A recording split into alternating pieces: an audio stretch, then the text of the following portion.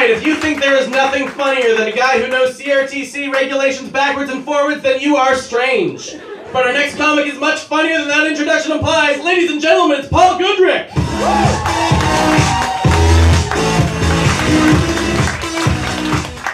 Everybody, let's keep it going for Jim. Aren't all these introductions really great?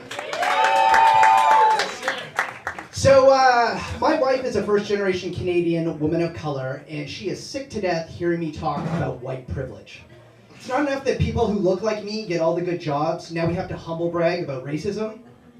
At my previous job, I was on the diversity team, and I get it. I fill a quota. You know, I was the token straight white male, but sometimes that othering can really hurt. In all honesty, I do like to think of myself as a bit of a social justice warrior. Light.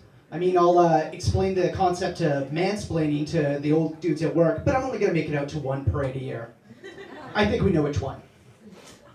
When we're at the grocery store, my wife will complain that I only like white people fruit, you know, oranges, grapes, bananas. I don't think that they're white people fruit, they just taste safe.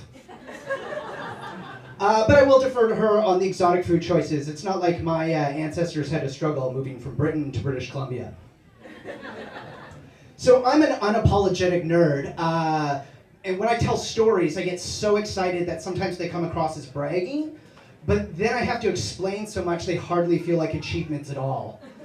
Like for example, recently at work, I was on CPAC 2 testifying at a net neutrality hearing. Do you guys know what CPAC is? It's the cable public affairs channel, you know, where you can watch Parliament on TV. CPAC 2 is its online little brother. In grad school, IT World Canada wrote that I was a humble research associate by day, but by night I was a Spectrum auction super nerd. And that external validation felt really good, but recently at Thanksgiving my mom was like, "What was your degree in again? Communications or something?" And that's when I realized that no one but another nerd is ever going to be impressed by Spectrum machine governance. It also made me think that I might be on the autism spectrum. So recently I needed to start making some small, healthy lifestyle choices and changes, so I took up marathon running. Because it turns out I would rather run for 4 hours nonstop than ever eat another Brussels sprout. My doctor says I need to cut back on the amount of meat and cheese that I eat. My cholesterol's through the roof, so I'm smart when I train. I run with 2 heart rate monitors. I figure this way I get to collect a lot of cardiac data. But my diet is still 90% cured meats. The first marathon I trained for was really hard on my body. I ended up taking the daily maximum of Advil every day just to get through it. Do you know what else is good for inflammation? Leafy green vegetables. Yeah, that's right. There's nothing that kale can't do, except get past these lips. Now, I'm supposed to start moderating my chocolate intake, but I'm just thinking I'll take up ultramarathons. I grew up working class, but all my friends are progressive professionals, you know, like left-wing urban planners, lawyers, designers, that sort of thing. Their heart is in the right place, but I just think on a fundamental level, they don't really get poverty issues. Like, I think if you're taking 5 or 6 vacations a year, your student loans are not holding you back. Or if you're only making 6 figures after you add in your corporate bonus, you are not going to take out a payday loan. And I think that if the biggest problem in your life right now is that your new mid-century modern credenza doesn't match the rest of the decor, you probably don't get housing insecurity.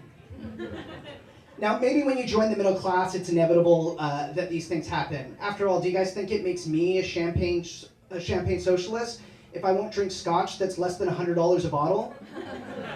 I'm not a snob or anything. I just think for the oak lactones to reach the proper level of complexity, you need to age it in 2 different barrels. So I'm really frustrated that my parents expect me to be their tech support, but then they still won't listen to me. A few years ago, my dad was thinking about getting his first smartphone, and he asked me for my advice. So I said, "Dad, what are you going to do with it?" He said, "I mostly just want to text and maybe check the weather." So it's like, "Dad, you got thick thumbs. Just buy a BlackBerry with a physical keyboard." So of course he got an iPhone.